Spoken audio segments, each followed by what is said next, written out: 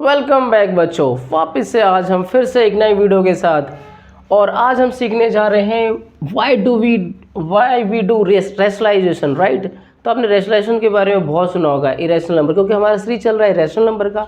तो आपने irrational number में अगर रेशनलाइजेशन करना नहीं आया तो समझ लो कुछ भी नहीं आया, ठीक है। लेकिन हम बहुत बच्चों के बहुत दिमाग में क्वेश्चन उठता है कि हम रेशनलाइजेशन करते क्यों है ना, क्या ज़रूरत है, क्या क्या क्वेश्चन उससे कुछ सिंप्लीफिकेशन, कोई सिंप्लीफाई होता है या और कॉम्प्लिकेटेड हो जाता है। कुछ बच्चों को पता नहीं है, बस रट्टा लगा लेते हैं कि हम ये रेशनलाइजेशन करना है। आज मैं आपको प्रूफ करके दिखाऊंगा कि रेशनलाइजेशन एक्चुअली में रेशनलाइजेशन हम करते क्यों हैं और वो कैसे हमारे क्वेश्चन को आसान बनाती है, राइट। तो हम देखते तो अच्छा क्या लगता है आपको, मुझे बताओ। जैसे मैंने एक क्वेश्चन ये लिख रखा है और एक बात मुझे बताओ कि जो 1/√2 है, क्या लगता है। और अगर मैं इसे सॉल्व करना है, अगर मैं इसे सॉल्व करूंगा और रेशनलाइजेशन करूंगा, रेशनलाइजेशन का मतलब है कि √2 को मैंने ऊपर से मल्टीप्लाई, डिनोमिनेटर और नोमिनेटर दोनों से मल्टीप्लाई करना।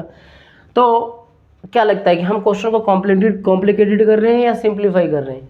बच्चों को पता नहीं होता, लेकिन मैं आज आपको प्रूफ करके दिखाऊंगा कि हम जब रेशनलाइजेशन करते हैं तो क्वेश्चन सिंप्लीफाई हो रहा होता है और आसान हो रहा होता है, ठीक है। तो देखते हैं हम क्या कर रहे हैं। तो देख, अभी मैं बताता हूँ, तो मैं अभी रेशनलाइजेशन करके बताता हूँ फिलहाल आपको। तो बाय रेशनलाइजेशन, राइट।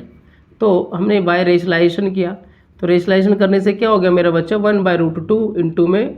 तो देखो ये जो सेम चीज़ें होती है उसी से हम नंबरेटर और डिनोमिनेटर को मल्टीप्लाई कर देते हैं, ठीक है। तो ये हो गया √2, देखो 1 से गुना करेंगे √2 आ गया, और √2 को जब √2 से गुना करते हैं तो 2 आता है ना। एक्चुअली में फिर मैंने पिछले वीडियो में समझाया था आपको, √2 इंटू √2 एक्चुअली में √4 बनता है। क्या बनता है, √4, ठीक है। और √4 का जब क्या परफेक्ट स्क्वायर नंबर तो ये 2 देता है। लेकिन टीचर क्या सो कहते हैं कि कोई बात नहीं, ये वाला स्टेप भूल जाओ, सीधा आप यहाँ से यहाँ जंप मार के चले जाओ, ठीक है। बस ये वाली बात है। अगर ये बात ना पता हो तो आपको ये बात अपने दिमाग में रखनी है, ठीक है मेरे बच्चे। और जिनको पता होता है तो वीडियो को थोड़ा सा आगे बढ़ा कर देख लेना है और कोई प्रॉब्लम नहीं है, ठीक है ना। ये तो हमारे साथ सब कुछ, तो ये तो हमारा इस चीज़ का हमें फ़ायदा मिलता ही है यूट्यूब पे, राइट। तो अभी क्या है, ये आ गया। तो अब आपको लग रहा होगा यार ये तो अभी ये 1/√2 था, अब ये √2/2 आ गया। तो ईजी ये है या मुश्किल है। हमने जो करके जो हम जो आंसर लेके आए हैं वो सिंप्लीफाई हुआ है और कॉम्प्लिकेटेड हो गया। आप बताओ आपको क्या लगता है, कमेंट सेक्शन में लिखना है, ठीक है। इजी हुआ या कॉम्प्लिकेटेड। लेकिन मैं आपको बताऊं कि ये इजी हो गया, कई बच्चों को पता नहीं। तो देखो मैं आपको बताता हूँ, अगर कोई बच्चा मान लो डायरेक्ट इसको सॉल्व करने लग जाए, सॉल्व करने लग जाए सपोज, ठीक है मेरे बच्चे। तो यहाँ पे क्या होगा, ये 1 और √2 की वैल्यू जो होती है 1.414, ठीक है। अब ये सिचुएशन आ गया, इसकी वैल्यू अगर वो डाल दे, यहाँ पर √2 की वैल्यू 1.414 डाल दे और उसको सॉल्व करने लग जाए, इसको इससे डिवाइड करे, तो उसके लिए क्या होगा, उसके पसीने निकल जाएंगे, ठीक है ना, डिवाइड करने के नाम पर, ठीक है। इसको ऐसे डिवाइड करना है। ओ माय गॉड, इसका मतलब क्या हुआ, दिस द कॉम्प्लिकेटेड, राइट। अब मैं आपको बताता हूँ, जब मैंने इसका रेशनलाइजेशन कर दिया तो ये क्या बन गया, सिंप्लीफाई होगा। देखो कैसे, अब मैं यहाँ इसकी वैल्यू डाल रहा हूँ, √2 की वैल्यू डाल रहा हूँ 1.414, इसकी वैल्यू होती है मेरे बच्चे, है ना। ये √2 की जो वैल्यू होती है, एक्चुअली मैं आपको बताऊं, √2 की वैल्यू 1.414 होती है, उसके आगे भी होता है, लेकिन 3 डिजिट तक ये वैल्यू मानी जाती है क्वेश्चन को सॉल्व करने के लिए। और अगर आपको इसके बारे में ना पता हो तो मैंने पिछले ये वीडियो मैंने ऐसा डाल चुका हूँ कैसे इसकी वैल्यू निकालते हैं, तो आप उस वीडियो को जरूर देखें, राइट, इसी चीज़ में, राइट। तो इसी सीरीज में मेरे बच्चे, ठीक है। अब देखो यहाँ पे √2 की वैल्यू मैंने 1.414 डाला अपॉन 2, तो मैं इसे डिवाइड करूँगा, क्या करूँगा, डिवाइड करूँगा। तो 0 ना जाने की 0 लग गया, ना 2 7 14, फिर कैंसिल होगा 0, फिर 2 7 14, तो ये आपका क्या आ गया, आंसर आ गया। लेकिन अगर मैं इसको इससे डिवाइड करता या इसको पॉइंट हटाने के लिए मैं क्या करता, इसको 1000 भी लगाता, सपोज मैंने क्या पॉइंट हटाने के लिए इसको 1000 से कर दिया, तो यहाँ पे 1000 आ जाता। तब भी क्या होता है मेरे बच्चे, जितनी जल्दी मैं इसको डिवाइड कर पाया और मैं आंसर लेके आ पाया हूँ, इस तरीके से बच्चों को थोड़ा समय लगता, क्योंकि कॉम्प्लिकेटेड सिचुएशन है, राइट। तो इस तरीके से यहाँ से हम यहाँ पे इस बात से बिल्कुल इस एग्जाम्पल से बिल्कुल कंफर्म होता है आपको कि मैं आपको बिल्कुल क्लियर हो पा रहा है कि हम रेशनलाइजेशन करते हैं क्वेश्चन को सिंप्लीफाई करने के लिए, और इस तरीके से क्या होता है, सिंप्लीफिकेशन होता है। तो आप अपने दिमाग में रखना है, और जब भी आप किसी बच्चों को रेशनलाइजेशन बताएंगे तो उसको ज़रूर ध्यान से या इस तरीके से एग्जाम्पल देकर बताना है, ताकि उसका इंटरेस्ट बने, राइट। तो आपको भी देखना है मेरे बच्चे, ठीक है। तो होपफुली आपको अच्छा लगा हो ये सारी बातें। अब मैं यहाँ पे दूसरा क्वेश्चन आपको सॉल्व करके दिखा रहा हूँ, अब इसका स्क्रीनशॉट भी ले सकते हैं। अब ये सेकंड क्वेश्चन मैंने लिखा हुआ है, इसको कैसे यूज़ करते हैं रेशनलाइजेशन के लिए। तो देखो यहाँ पर सेकंड क्वेश्चन के लिए क्या है, मैं यहाँ लिखा बाय रेशनलाइजेशन, ठीक है, रिलेशन मेरे बच्चे, ठीक है। तो यहाँ पे क्या कर सकते हैं, देखो रूट 3 माइनस रूट 2 है।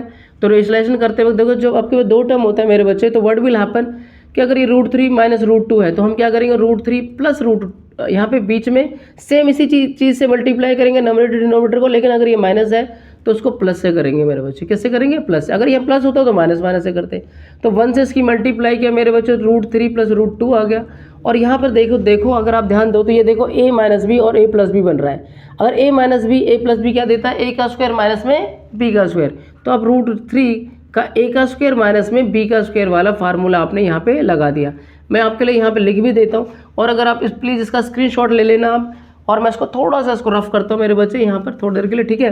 तो यहाँ पर क्या है मेरे पास, यहाँ पे आपने क्या यूज़ किया मेरे बच्चे, a प्लस ए माइनस में b और a प्लस में b गिव्स a का स्क्वायर माइनस में b का स्क्वायर, ये आपने यहाँ पे इसको यूज़ किया है, ठीक है ना।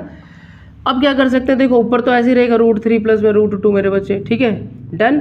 और यहाँ पे क्या हो जाएगा, रूट 3 का स्क्वायर 3 आ जाएगा और रूट 2 का स्क्वायर क्या आ जाएगा, 2 आ जाएगा। अभी मैंने आपको समझाया था ये बात।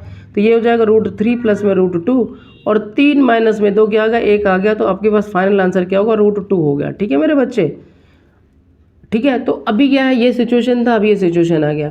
तो आप देख सकते हो कि अगर मैं यहाँ पर अगर आपको अब जैसा मैंने इस एग्जाम्पल में बताया है, अब इसको देखकर आपको बताना है। ये आंसर हो चुका है, आप एकेडमिक के लिए आप ये करेंगे, आपका फाइनल आंसर आपको पूरे मार्क्स मिल जाएंगे। लेकिन आपसे मेरा एक क्वेश्चन है कि क्वेश्चन ये था मेरा, ये क्वेश्चन और रेजिस्ट्रेशन करने के बाद मेरा आंसर आया ये, राइट। इसके नीचे यहाँ पे 1 है, लेकिन ये सिंपल हो गया 1, इसका आगे स्टेप में 1 दिखाने की जरूरत नहीं होती। तो ये सिंप्लीफाई हो चुका है, ये सिंप्लीफाई हो गया, लेकिन ये सिंप्लीफाई सिचुएशन में नहीं है, ये कॉम्प्लिकेटेड है, ये सिंप्लीफाई हो गया। तो आप मुझे कमेंट में बताएंगे कि सर किस तरीके से ना ये आपको बताना है कि सिंप्लीफाई हुआ है या नहीं, और अगर हुआ है तो आपको लिखना है यस, और अगर ये सिंप्लीफाई नहीं हुआ है तो आपको लिखना है नो। लेकिन कमेंट सेक्शन में आपको लिखकर बताना है मेरे बच्चों, ठीक है ना, ताकि मेरे को भी खुशी मिले कि आपको समझ में आ गया, ठीक है। तो थैंक यू, आपने इस वीडियो को देखा, लेकिन इस चैनल के साथ आपको बने रहना है, क्योंकि ऐसे अच्छे नए इन्फॉर्मेशन के साथ, मैथ के बेसिक फंडामेंटल के साथ मैं आपको नई छोटी बातें छोटी वीडियो में सिखाता रहूँगा। तो थैंक यू इस वीडियो को देखने के लिए मेरे बच्चों, थैंक यू।